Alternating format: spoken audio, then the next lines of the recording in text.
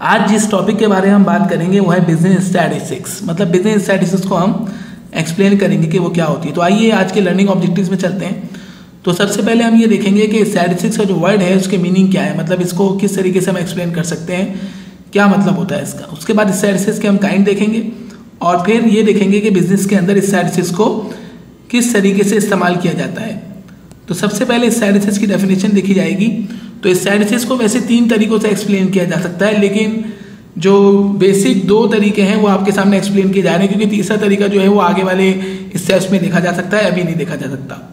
तो स्टैटिस्टिक्स के 2 तरीके से मीनिंग है, एक तो प्लूरल साइंस है और एक सिंगुलर साइंस है। तो प्लूरल साइंस क्या है कि अगर आप स्टैटिस्टिक्स को डिफाइन करें प्लूरल साइंस में तो उसका मतलब होता है डाटा। अब सवाल ये पैदा होता है कि डाटा का मतलब क्या है। तो डाटा का मतलब ऐसी वैल्यूज होती हैं जिनको ऑब्जर्व किया गया और रिकॉर्ड कर लिया गया। मतलब किसी भी चीज़ की कोई वैल्यू अगर आप ऑब्जर्व करते हैं और रिकॉर्ड कर लेते हैं तो वो डाटा कहलाती है, और डाटा ही को हम क्या कहते हैं, स्टैटिस्टिक्स कह सकते हैं। जैसे कि अगर हम किसी पॉपुलेशन का इनकम का डाटा कलेक्ट करें, मिसाल के तौर पर उस इनकम की वैल्यूज़ को हम जब ऑब्जर्व करेंगे किस किस की कितनी कितनी इनकम है और उसको रिकॉर्ड कर लेंगे तो डाटा बन जाएगा और उसको हम स्टैटिस्टिक्स कह सकते हैं। इसी तरीके से किसी क्लास के स्टूडेंट की हाइट अगर हम नापें और हाइट की वैल्यूज़ को हम ऑब्जर्व करने के बाद रिकॉर्ड कर लें तो वो डाटा कहलाएगा, और डाटा ही क्या कहलाएगा, फिर स्टैटिस्टिक्स बन जाएगा। इंडिविजुअल्स का हम वेट भी नाप सकते हैं, वेट जो है वो उसकी वैल्यूज हम हासिल करेंगे, उसको ऑब्जर्व करेंगे, रिकॉर्ड कर लेंगे तो वो डाटा बन जाएगा। इस तरीके से प्रोडक्ट की प्राइसेज हो गई, प्रोडक्ट की डिमांड है, प्रोडक्ट की सप्लाई है, inflation of commodities and employment है। किसी भी चीज़ का डाटा माइक्रो या मैक्रो लेवल पर अगर आप हासिल करते हैं उसकी वैल्यूज़ को और उसको फिर ऑब्जर्व करते हैं और रिकॉर्ड कर लेते हैं तो फिर वो जो है वो क्या बन जाएगा, डाटा बन जाएगा। यानी कि स्टैटिस्टिक्स जो है उसको प्लूरल सेंस में अगर आप यूज़ करेंगे तो वो न्यूमेरिकल फैक्ट्स कहलाते हैं किसी भी फील्ड ऑफ स्टडी के अंदर। यानी आप किसी भी फील्ड ऑफ स्टडी का अगर वैल्यूज़ हासिल करके उसको ऑब्जर्व करते हैं और रिकॉर्ड कर लेते हैं तो वो फिर डाटा या स्टैटिस्टिक्स बन जाता है। तो स्टैटिस्टिक्स को जो हम प्लूरल सेंस में यूज़ कर रहे हैं उसकी यहाँ पे एग्जाम्पल्स दी गई हैं। यानी कि जैसे आप डाटा हासिल कर रहे हैं, यानी कि जैसे आप बोल सकते हैं कि रोड पर जो एक्सीडेंट हो रहे हैं उसके डाटा को आप ये भी बोल सकते हैं कि data of the road accident या statistics of the road accident, या फिर आप ये कह लें कि पाकिस्तान ने कितने मैचेस जीते हैं उसका डाटा या उसकी स्टैटिस्टिक्स, कितने स्टूडेंट ने जो है वो पेपर पास किया है उसका डाटा या उसकी स्टैटिस्टिक्स। इस तरीके से इनकम एंड एक्सपेंडिचर पॉपुलेशन की है उसका डाटा या उसकी स्टैटिस्टिक्स। यानी अब स्टैटिस्टिक्स कहें या डाटा कहें एक ही बात है, लेकिन जो स्टैटिस्टिक्स का वर्ड है वो डाटा के लिए यूज़ करना जो है वो ज़्यादातर अच्छा समझा नहीं जाता।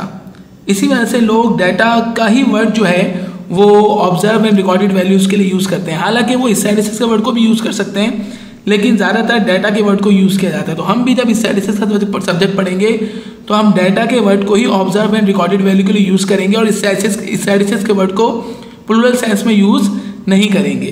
तो ये हुआ स्टैटिस्टिक्स का पहला मतलब, यानी स्टैटिस्टिक्स का पहला मतलब प्लूरल सेंस में है और प्लूरल सेंस में इसका मतलब डाटा है। लेकिन हम स्टैटिस्टिक्स को प्लूरल सेंस में यूज़ नहीं करेंगे डाटा की अल्टरनेटिव के तौर पर, बल्कि हम डाटा ही बोलेंगे। अब आ जाए स्टैटिस्टिक्स का वो मतलब जो कि सिंगुलर सेंस में है, और यही हमारा मेन ऑब्जेक्टिव है इस वीडियो के अंदर। तो प्लूरल सेंस में अगर आप स्टैटिस्टिक्स को देखें तो ये एक साइंस है।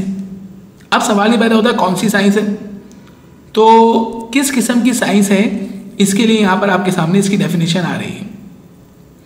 मतलब ये डेफिनेशन आपको बता रही है कि स्टैटिस्टिक्स जो है वो किस किस्म की साइंस है, इसमें किस चीज़ को स्टडी किया जाता है। तो देखें, सबसे पहले तो हम ये देख रहे हैं कि ये एक ऐसी साइंस है जो कि मेथड्स और टेक्निक पढ़ाती है। मतलब आप इसके अंदर मेथड्स एंड टेक्निक सीखेंगे। किस चीज़ के मेथड एंड टेक्निक? मेथड और टेक्निक इस चीज़ के कि डाटा को कलेक्ट किया जाए, किस तरीके से डाटा को कलेक्ट किया जाएगा इसके मेथड्स पढ़ेंगे, किस तरीके से डाटा को क्लासीफाई किया जाएगा इसके मेथड्स पढ़ेंगे, किस तरीके से डाटा को समराइज किया जाएगा इसके मेथड्स पढ़ेंगे, किस तरीके से डाटा को प्रेजेंट किया जाएगा इसके मेथड्स पढ़ेंगे, किस तरीके से डाटा को एनालाइज किया जाएगा इसके मेथड्स पढ़ेंगे। और फिर उस डाटा का जो हमने ये कलेक्शन, क्लासिफिकेशन, एनालाइजेशन वगैरह कर ली, उसके बाद उसमें से कंक्लूजन या रिजल्ट कैसे निकालेंगे और उसकी वजह से फोरकास्टिंग कैसे होगी।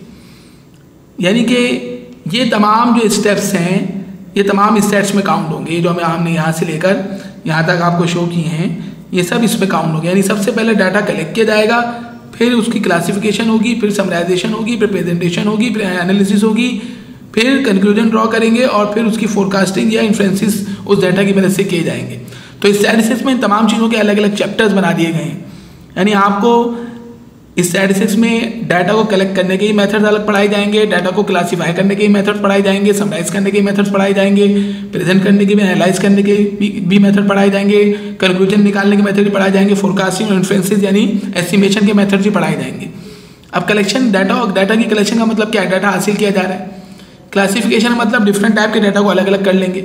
समराइज का मतलब है कि भाई वो जो डाटा है वो बहुत बड़ा होगा, रॉ फॉर्म में होगा, तो उसको फिर ब्रीफ फॉर्म में यानी कि शॉर्ट फॉर्म में लेकर आएंगे तो समराइज हो जाएगा। प्रेजेंट मतलब उसको मीनिंगफुल फॉर्म में लेके आएंगे, मतलब चार्ट्स एंड टेबल्स वगैरह बनाएंगे। एनालाइज मतलब उसमें से हम कुछ कंक्लूजन निकालेंगे कि ये डाटा बोल क्या रहा है, इसके मीनिंग क्या है, फिर हम लोग जो है उसकी मदद से फोरकास्टिंग एंड डिसीजन मेकिंग करेंगे।